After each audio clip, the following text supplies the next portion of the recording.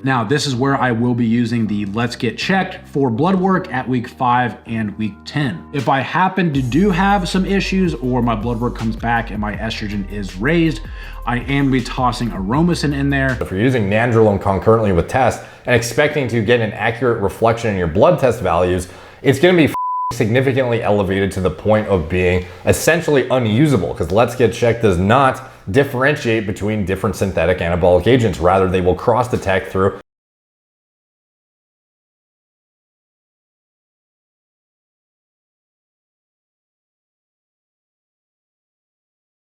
What's up guys, Derek from PlayTornadoes.com. Today we are going to be reacting to a cycle design video. This is by Ryan Ankrom. I'm back. The full rundown of my next cycle. You can see this transformation shot of him going from, I guess, injured / recovering with some dad bod to diced out of his fucking tree, showing the sex lines almost full dank out in the thumbnail. So let's see, he has not much in the description about what this is.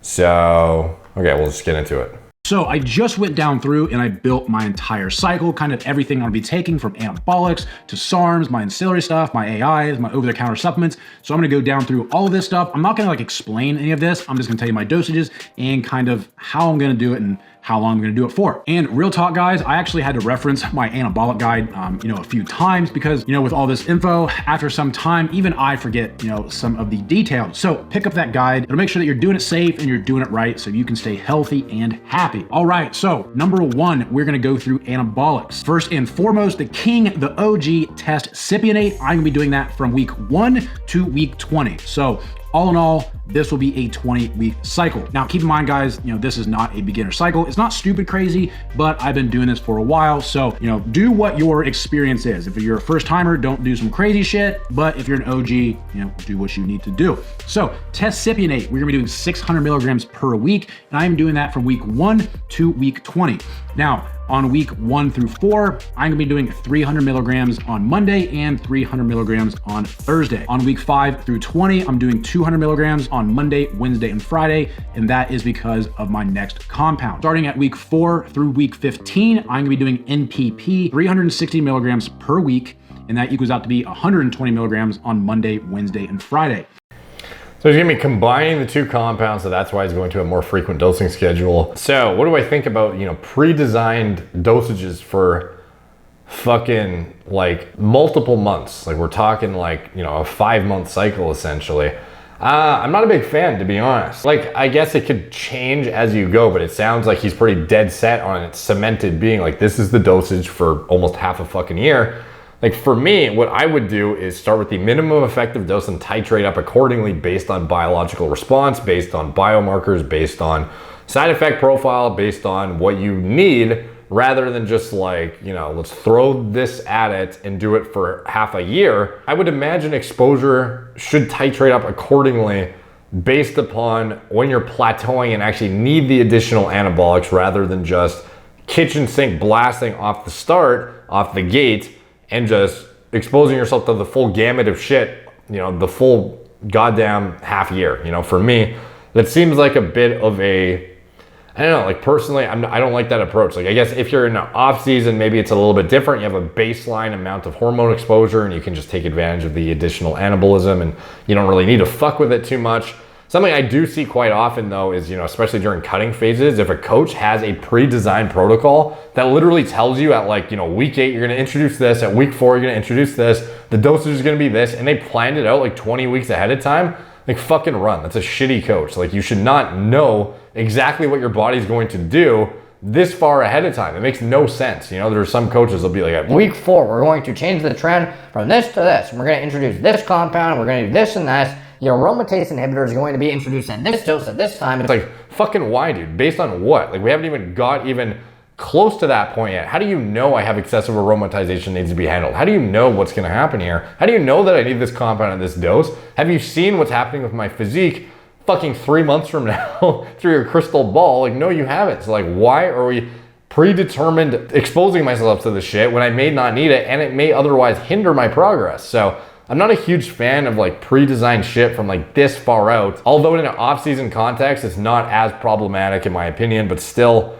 you know, I like maybe this is the minimum effective dose for him. Like, I don't know, but I mean, in general, I like titration based on needs rather than like the likelihood that you're going to need the exact same shit for 20 weeks straight is highly unlikely in my opinion. In, you know, a lot of cases, like I guess having again, like I said, a background dosage that's kind of stable and you know what you can tolerate, and then you just let your food do the work and your training and your sleep, sure. But in a cutting context specifically, it's always a horrible plan in my opinion if you're stepping on stage.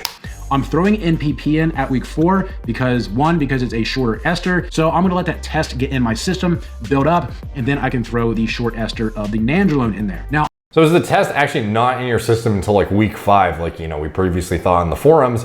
No, it's definitely doing its shit right away. You haven't hit steady state until week 5. And sure, you haven't built up blood serum concentrations to a point where you have the actual stability of that hormone not, you know, being in and out, spiking up and down, but it's like, it's in your system pretty goddamn quick. Like, yeah, you're gonna get a big spike off the bat, it's gonna go down a little bit, spike back up, and eventually you're gonna hit steady state, but it's not like you don't have a fuck ton of that hormone exposure off the bat to the point where you're not making progress, you know? So I don't really understand why the NPP has to wait like so long to be introduced, as if the first few weeks are like a total waste. Like, it's not necessarily the case at all in my opinion. Like, the test is definitely doing shit, you know, pretty fucking quick. Definitely quicker than 4 weeks. I'm also doing this because I don't want to start out when I haven't taken anything for quite a long time. I want to get that test in my system, get that built up a little bit. So I don't want to throw, you know, the whole cycle in there all at once. Okay, so this actually makes a bit more sense. So he doesn't know necessarily how he's going to respond. So he's starting off with a single compound to assess his exposure. So this is actually a fairly reasonable risk mitigation strategy where it's you use one solo compound, you see how you respond, and then you decide, well, it sounds like he's already predetermined, decided, so that kind of like throws it out the window a bit. But in general, you would see how you respond to one compound, and if you respond well to it, especially when you're throwing something progestogenic on top of a test base, that can be very problematic for some individuals, like the DecaDic. What causes DecaDic? In general, it's the combination of Deca with test and a mismanagement of your hormone profile. So yeah, seeing how you respond to one compound before you throw in something very problematic on top is definitely a good strategy. So then you can actually assess like what is the issue rather than starting them both off the bat, and then you can't really assess like what's the problem if you end up with a problem. And to be frank with you guys, I should really get back in the gym for a little bit before I do a cycle, but you know, I'm kind of throwing caution to the wind, and I'm throwing this shit right in there at the beginning. So NPP week 4 through week 15, 360 milligrams per week, and that equals out to be 120 milligrams Monday, Wednesday, Friday, because it is a short ester. At week 5 and week 10, I will be getting some light blood work done. Not a full panel, I'll save that for the beginning and the post cycle, but at week 5 and week 10, I will be getting some light blood work done to see where my estrogen's at, to see where my prolactin's at because of the NPP, and also see where my SHBG is at. Specifically with my estrogen and my prolactin, that I make sure they aren't sky high and that they aren't too low, because as we know, NPP for some people can raise prolactin. Yeah, so okay, I guess that, you know, that makes sense. And obviously not everyone wants to get a elaborate panel done, you know, multiple times a year. Like ideally you would get, you know, everything checked. Mid-exposure, you would check all your shit, you know, and see like how fucked you are. Like that is the time when everything is going to be thrown off the most, and you want to see what kind of damage your max exposure is actually doing to your body. Ideally, you would be getting everything checked, in my opinion. And to be honest, I'm less concerned about seeing proxy values for shit when it comes to hormone production. Like if I'm on 600 tests, I'm expecting my estrogen is going to be through the fucking roof. And if it's not, then I have a problem with enzymatic conversion. Like this is not something I really care to see. If I have estrogenic symptoms, yeah, like I guess I could get confirmation through blood work that my estrogen's high, but like what are you expecting when you're on 600 tests other than a fucking sky high out of range estrogen? Like I'm not trying to keep it at 30 picograms per milliliter manually with an aromatase inhibitor. You know, that's like disproportionately low for what my androgen exposure is. So I'm not really sure like what the point necessarily is other than to confirm. Like if I had estrogenic side effects, then you got to manage that either by reeling back your dosages and, you know, introducing adjunct anabolics that are not going to be problematic in that aspect, or the less better option, the the less optimal option. You know, aromatase inhibitors, which, you know, I would not be using personally. I would be just choosing your compounds more intelligently than, you know, having to deploy something like that just to run like too much test essentially. But yeah, like, do I need confirmation through, you know, estrogen testing to say like, oh, look, your 600 tests aromatized into a fuck ton of estrogen, like, you know, that's expected. But yeah, like, I guess if you're trying to differentiate between, you know, prolactin and estrogen, if your prolactin is like theoretically in range and your estrogen's high, then maybe you have a better idea of how to attenuate the issue. But in general, if you have an issue at all, it's kind of like you already know your compound selection is not necessarily ideal, and you should be reeling it back and probably introduce things that are not going to be substrates for aromatase and or be progestogenic in nature and kind of upregulate processes that could otherwise lead to these kind of side effects to begin with. That's kind of where you'd shop in the DHT derivative category, in my opinion. Or, you know, use things that aren't substrates for aromatase and don't interact with the progesterone receptors. So yeah, like blood work, again, obviously on board with it. And like, why not? I guess check your hormones just to see and kind of decipher what's going on.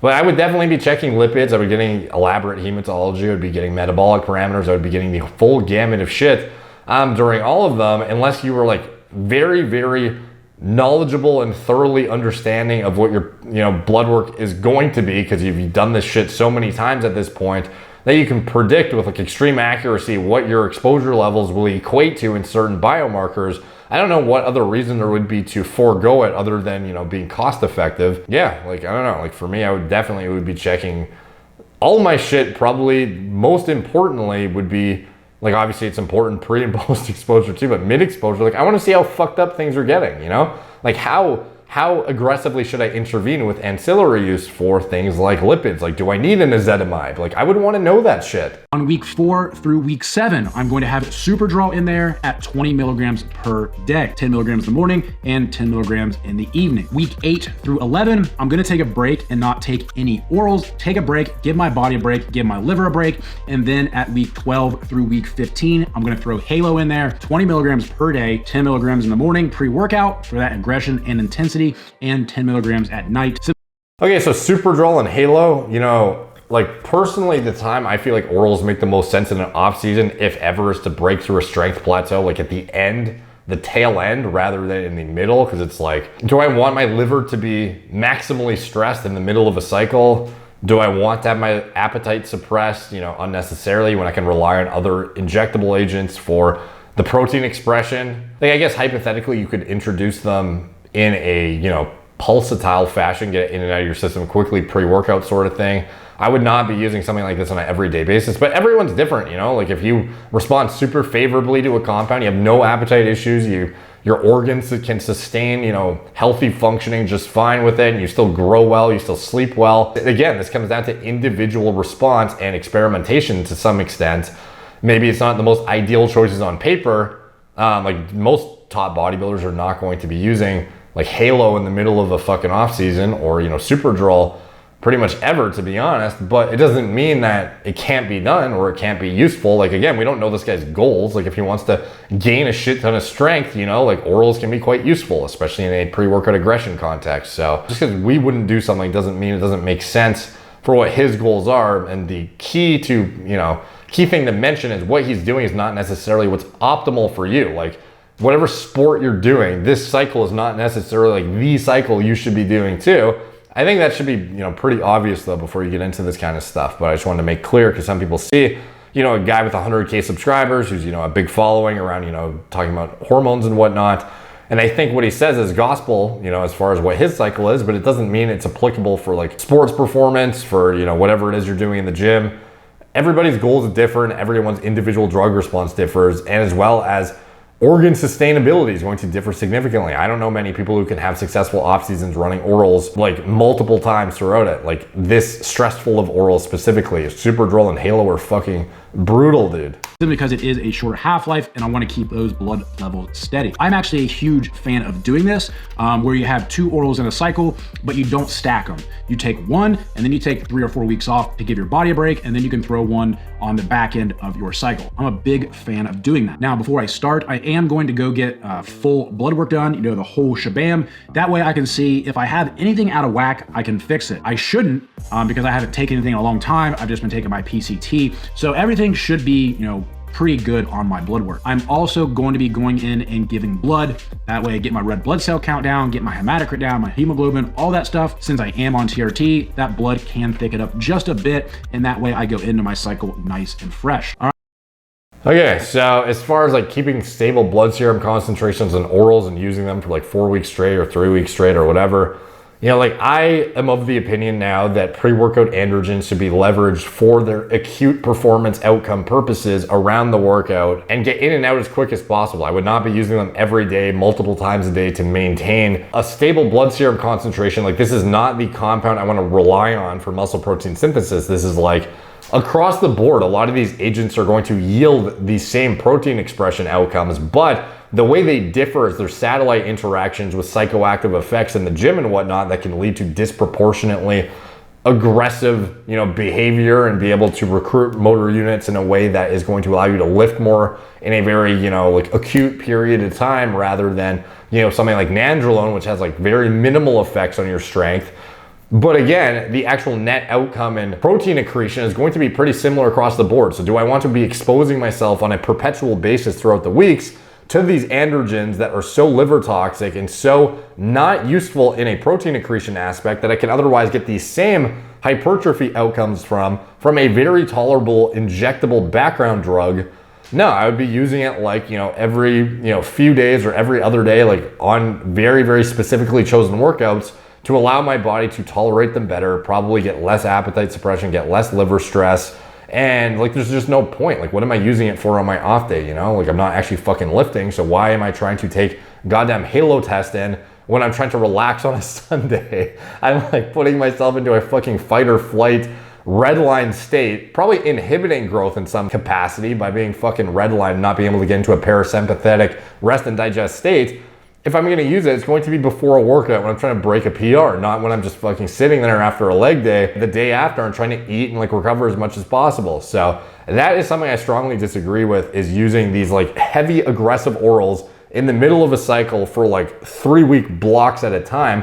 I would rather use that. You could probably drag out your exposure and actually use it longer if you use it only in the acute peri-workout window, in my opinion, too. All right, moving on. The next category are going to be SARMs. On week 4 through week 15, I'm going to throw in 20 milligrams of RAD 140, and I'm going to have that in there to help those androgens hit their pathways a little better and also protect the prostate. I have no idea what that means. Androgens hit the pathways better. Like, I'm gonna hear that again. 20 milligrams of RAD 140, and I'm gonna have that in there to help those androgens hit their pathways a little better and also protect the prostate. I don't get it, dude. I don't get how that makes any fucking sense. So if you're binding to an androgen receptor, you're competing with whatever anabolics you're taking for androgen receptor activation. And SARMs, they don't have necessarily a lot of satellite interaction with antagonism of glucocorticoid receptors or other things of this nature. So we're talking about, you're essentially saying you're going to compete with your primary anabolics for receptor activation specifically. Like, what happens if you're knocking that shit off the receptor? Like, how's it helping them get their pathways better? You're basically inhibiting them from getting to where they want to go. If I'm using test, its primary actions are driven through AR activation. So like, what am I accomplishing by competing with it with RAD 140 necessarily, other than I'm binding a tissue selective SARM potentially, which is, you know, potentially useful for the androgen sensitive or whatever it is. Some individuals may benefit from SARM, sure. But concurrently, for an individual who presumably is not trying to avoid androgenic outcomes, he's literally using like heavily androgenic compounds pre-workout on purpose, or actually several weeks in a row on purpose, to get that like increased aggression and shit you would use like heavily androgenic compounds for.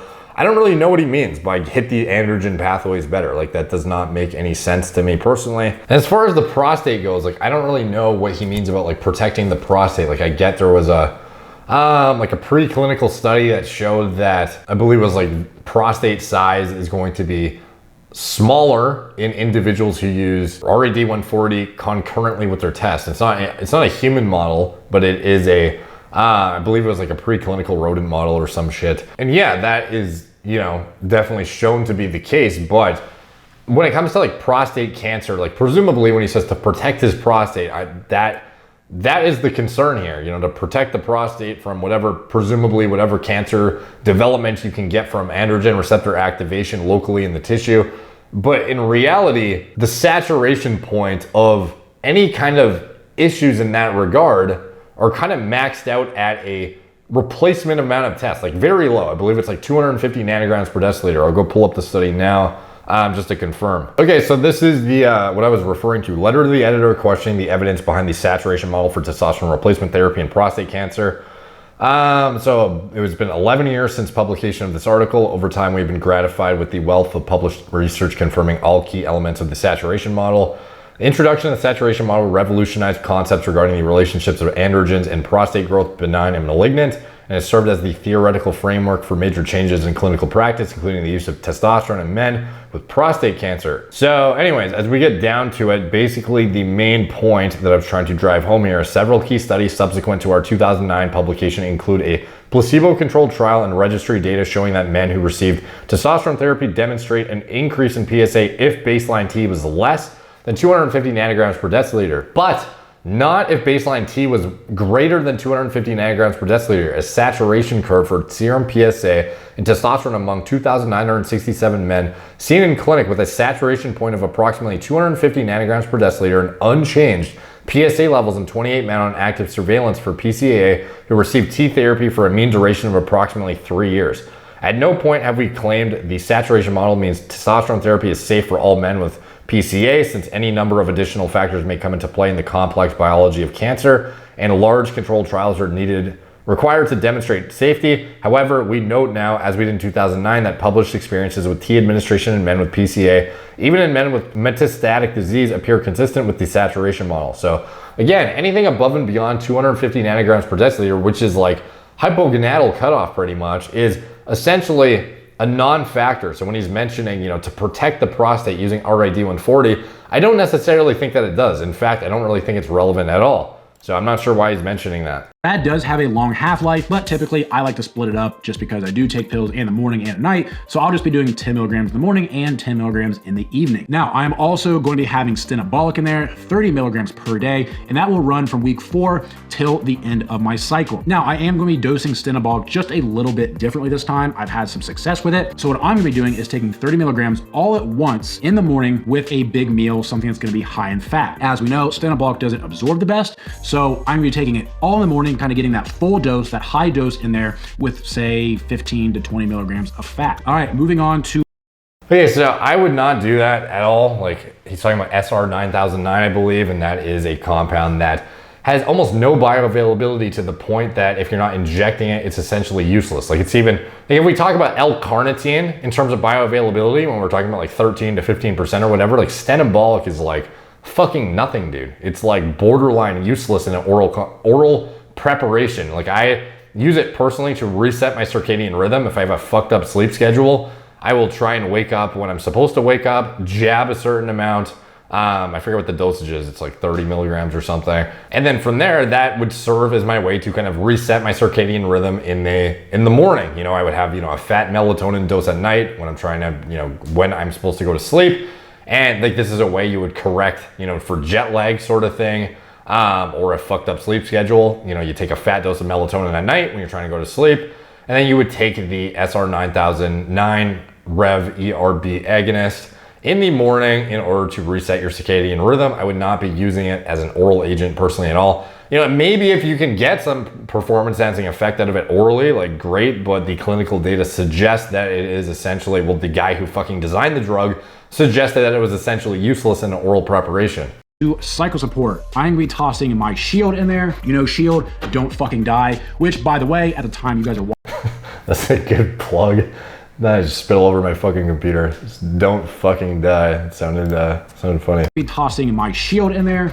Shield, don't fucking die, which by the way, at the time you guys are watching this video, it is back in stock and it is the old formula with NAC in there. Once we run out of this stock, we will have to reformulate. But as of right now, if you want that old formula with the full dose of NAC in there, jump on finalbossperformance.com. Hey, if you guys didn't know, NAC is now has FDA oversight where they don't want you using it. Unfortunately, I just bought like 20 fucking bottles off iHerb, well, it was like, I don't know, a month ago at this point, maybe more than that, but it's fucking hard to get now, it's very hard to get now because of the new regulations around it. You'll not find it on Amazon. It's very difficult to find, but Very unfortunate, because obviously a very useful supplement. Tank 10 will save you 10%. And I will be taking a full dose of that, 2 pills in the morning and 2 pills in the evening. I'm also gonna be throwing in there 1,500 milligrams of TUDCA per day. I like TUDCA. I wish we could have it in Shield, but call it what it is. It is a very expensive compound, but 750 milligrams in the morning and 750 milligrams in the evening. I will also have some fish oil in there. Now the fish oil I buy is off of Amazon. I will put the link down in my description. It is really good fish oil. I've used it for quite a long time. So I will be doing 2 doses per day, 1 in the morning and 1 in the evening, for a total of 1,380 milligrams of EPA and 520 milligrams of DHA.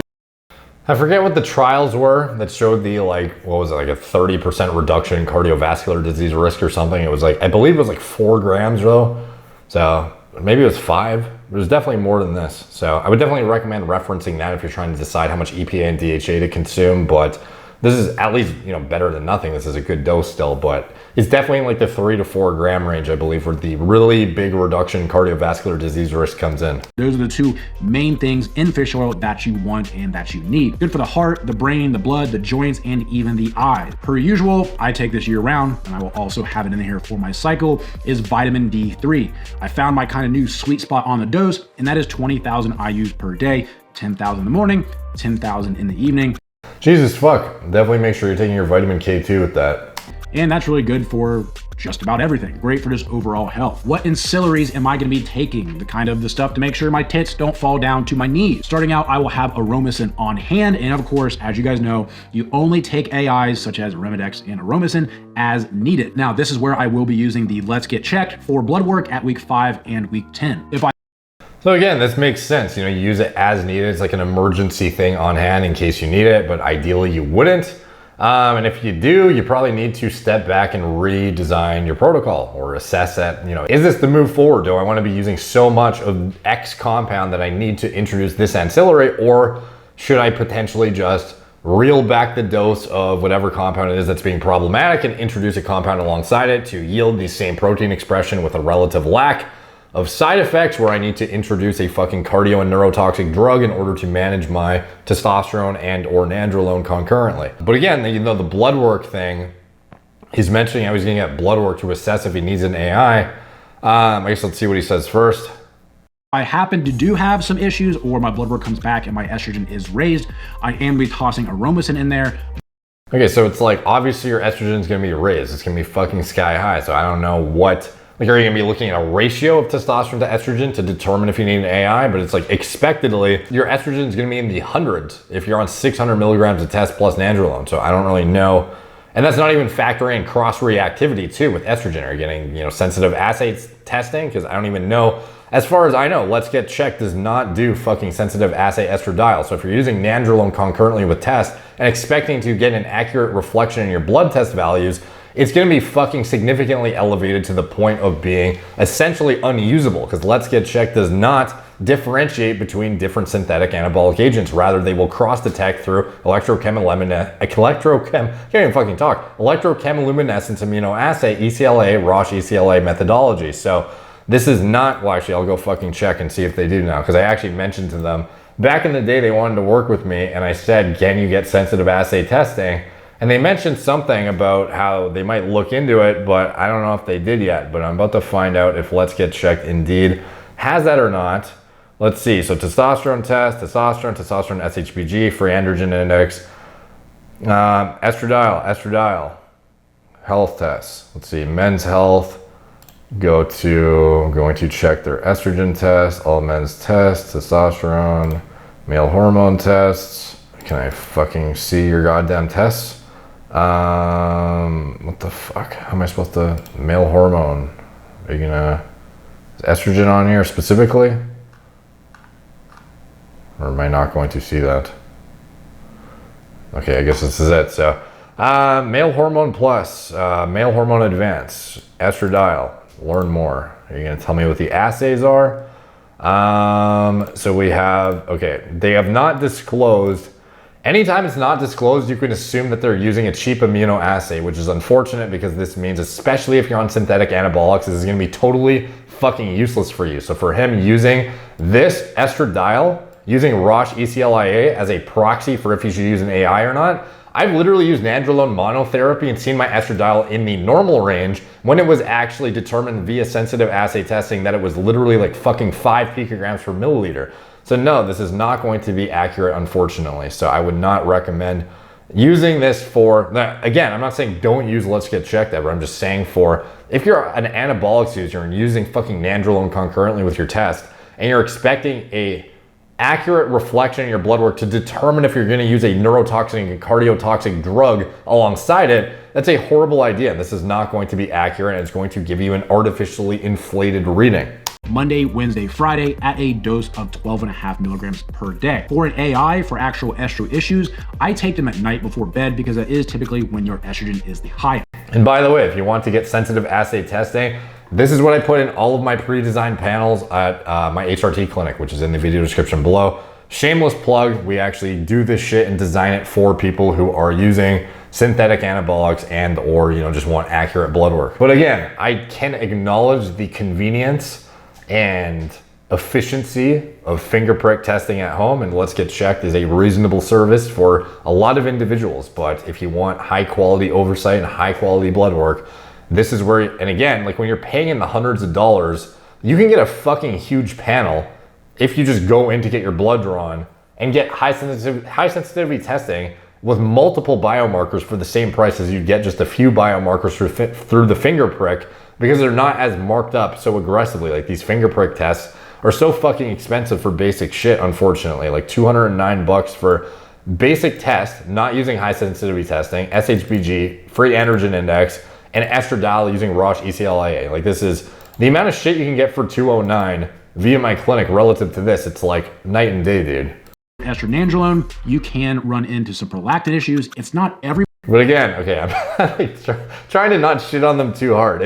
Some people don't want to get a fucking giant, gauge needle stuck in their arm. A lot of individuals don't want to leave the house, in that regard, and, the efficiency and not, just being able to do it from the comfort of your own home, reasonable. So again, I'm not trying to shit on them too hard, but again, if you want high sensitivity testing, you can't do these fucking finger prick tests.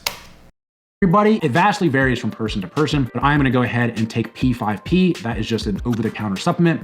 I'm going to start at 100 milligrams per day, and I will go upwards of 300 milligrams per day. And if that doesn't fix it, I will toss in some Caber. You don't want to start out on Caber right away. Caber is a very harsh drug. It can be hard on the heart, but if P5P doesn't take care of it, I will toss in Caber at a 0.5 milligram Monday and Thursday.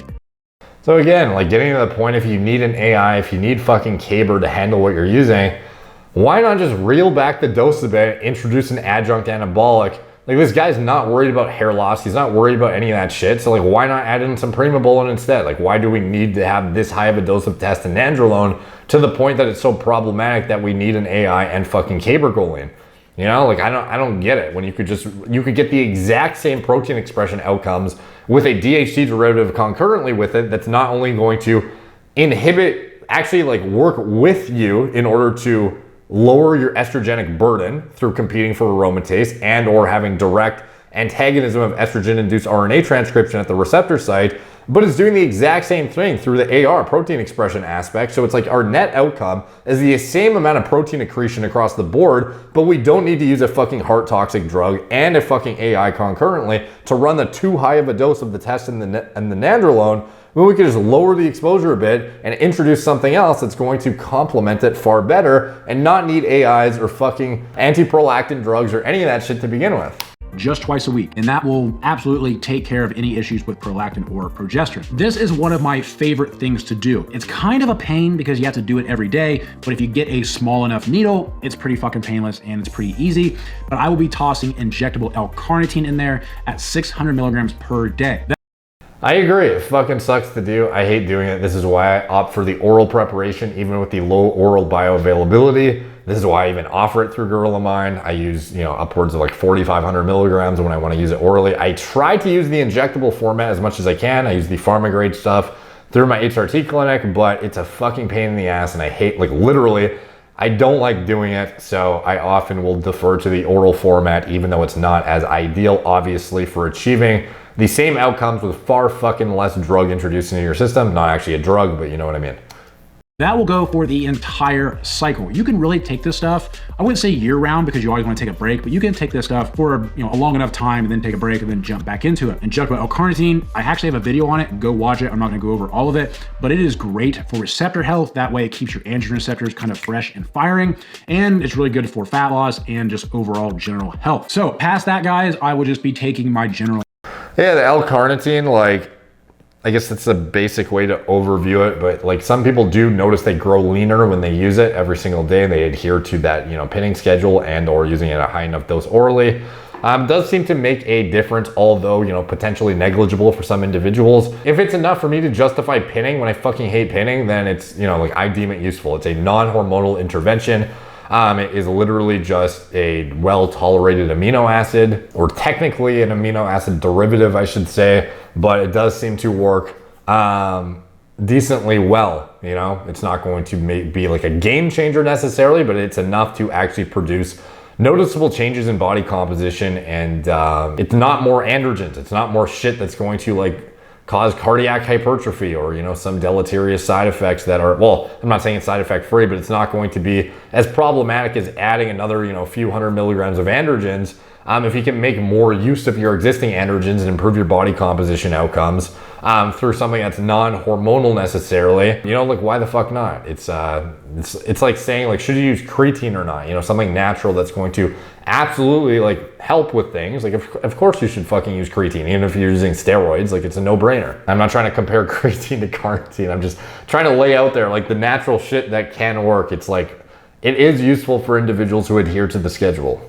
Taking some protein to help me hit my protein goal. I'll be taking some daily greens because I'm just not that good at taking my veggies, and really just maybe some aminos here or there and some pre-workout when I need it. The over-the-counter supplements the protein, the greens, and the aminos that I use from Final Boss, they aren't needed at all, guys, but they can absolutely help. So if you want some stuff, finalbossperformance.com, ANK10 saves you 10%. The ancillaries, such as the P5P, no reason not to take it if you're taking 19 or steroids such as tren or nandrolone. It is a first defense on the prolactin issues, and then you can go to the caber if needed. Do not skirt around the ancillaries. Do not skirt around the stuff that's going to keep you healthy, such as the shield or the fish oil or the D3 or the TUDCA. Those are the things that are going to keep your insides from melting. So when he says don't skirt around the ancillaries, he's referring to the AI, the caber, the P5P, that's the shit I would try and skirt around. The supplements, yeah, by all means, if you want to use NAC and shit like that, it's, helpful. But shit like ancillaries, that is the stuff I'm trying to avoid. I'm actively trying to avoid using that shit. If you want to use real ancillaries, shit that's actually going to keep your heart the fucking shape it's supposed to be, keep your morphology in check, keep your fucking lipid panel in check, keep your kidneys in check, use a fucking angiotensin receptor blocker. Look into beta blockers. Look into PCSK9 inhibitors. Look into ezetimibe. That's the kind of shit that is real ancillaries and bodybuilders should be implementing in their blasts, in my opinion. And I would like to see be brought more to the mainstream, preventing cardiac remodeling on cycle. Are you going to achieve that through an aromatase inhibitor? No, you're gonna fuck up your heart worse with an aromatase inhibitor. You're gonna fuck up your brain worse. You wanna prevent this shit, not make it worse with things that are going to exacerbate the effects of your anabolics. You want to be using things like telmisartan. You wanna be using things like nebivolol potentially if you need it. You wanna be using things like ezetimibe to control your lipids. This is the kind of shit that is going to keep you safe and actually keep you healthy to have longevity in this sport, rather than shit that's gonna be worse for you. Look at AIs on paper and look at fucking cabergoline on paper. Any of these things helpful in any aspect, they manage a side effect that you probably shouldn't be encountering in the first place from using too much of a certain drug, but look at the actual outcomes on your heart and your brain. Is it good? No, they're all negative. There's nothing good about these ancillaries in my opinion. Those are important too. I know the orals and the injectable steroids are the fun stuff. That's what's gonna get you jacked and shredded and all of that, but do not dismiss the stuff that's gonna keep you healthy. It doesn't matter how jacked you are. It doesn't matter how shredded you are. If you're dead, it doesn't fucking matter, right? So do it right. Don't start your cycle until you have all of this shit. And that way, hey, summer's here, we're all jacked, we're all shredded, and we all feel good. And last but not least, one of the most important things is your nutrition, your training, your cardio. Those are your foundations to a good cycle. You can't outrun a bad diet, and you can't get big if you're sitting on the couch picking your ass, right? So do the foundation stuff, have all your stuff in order, and this stuff will just simply help and will get you there faster. Buy my guides, check out Final Boss loss. And hey, I'm back, baby. It feels good. So again, to everyone that reached out to me, thank you very much. We are back at it. More steady videos coming. Gonna jump into a peptide series here soon. Any other video ideas, leave them down below or message them to me, ankromfitness@gmail.com. Okay, so that is pretty much the video. So obviously we have some pretty different stances on shit. He has what I would consider to be a very like classic approach to cycling. This is the kind of stuff, you know, I learned about years ago, and the kind of shit, this is kind of like how my approach was to gear a handful of years ago, probably, to be honest. I'm not saying it's, well, a lot of this shit I do think is wrong, but you know, I don't know if I could elaborate much more, to be honest. I've given like pretty extensive rebuttals to the things I don't agree with. A lot of the stuff I do agree with though. Like a lot of the stuff he said is very basic harm reduction principles. A lot of it was very smart mitigation strategies that were put out there to stay safe. And he obviously has the right mindset and practical application for approaching this shit. I just think some of his stuff is very outdated. I think some of his approaches to oral deployment is outdated. I think some of his ancillary use is gonna be worse for you, to be honest, when you could just redesign your protocol. I think some of the lack of introduction of certain ancillaries that are actually useful for keeping you healthy rather than exacerbating things is just, you know, not being very progressive personally. Maybe he doesn't know about that shit though, or he doesn't think it's useful. You know, everyone has their own opinions. At the end of the day, there's no clinical literature to support that you need to take like an ARB on cycle necessarily. Like, yeah, actually there is a lot of supportive literature to support that, but there's not like a fucking, you know, clinical trial necessarily with guys who are using like a gram of shit with or without an ARB necessarily to support it. So you kind of have to extrapolate a bit from some of the, you know, blood pressure studies, from some of the studies on rodents using supraphysiological doses of androgens and then using ARBs, and all of a sudden, you know, a significant amount of the deleterious impacts to their cardiovascular system is totally attenuated. That kind of shit, and also even some of the anecdotal feedback we get from bodybuilders now more recently who are preventing cardiac remodeling, who are even reversing changes in morphology and negative ramifications to their organs and shit through proper deployment of these compounds, fixing their lipid profiles that were permanently fucked up with things as innocuous as ezetimibe. This is the kind of shit that I think needs to be brought to the mainstream, and I think it's just a matter of time before it does. But anyways, hopefully you guys enjoyed that video. Check out Ryan Ankrom's channel. He has a lot of good, what I would consider to be like introductory, like basic oversight overviews of shit that is good to get your feet wet. You can check that out, as well as you know, my stuff, moreplates.com. Follow me on Instagram at moreplates18, Facebook, Snapchat, BitChute, Twitter, TikTok, Couple Podcasts, not actually BitChute. That place needs to fucking step it up. Anything else I'm associated with, if you want to support the channel, it is all in the video description below. My HRT clinic, all telemedicine from the comfort of your own home, except if you get your bloods, obviously you do need to leave the house to get your fucking blood drawn, but you will get high quality oversight from doctors who actually know how to interpret the shit, know what kind of diagnostics you should be getting, and know how to design a protocol accordingly for your own individual needs, regardless if you're natural or enhanced and just trying to stay healthy, or go down the HRT route or whatever it is, or if you're a bodybuilder who exposes yourself to super physiological levels of androgens and you need an understanding and intelligent doctor to oversee your care. We do it all. We're turnkey. Check us out. It is in the video description below, as well as anything else I'm associated with. Thank you guys for watching. Talk to you soon.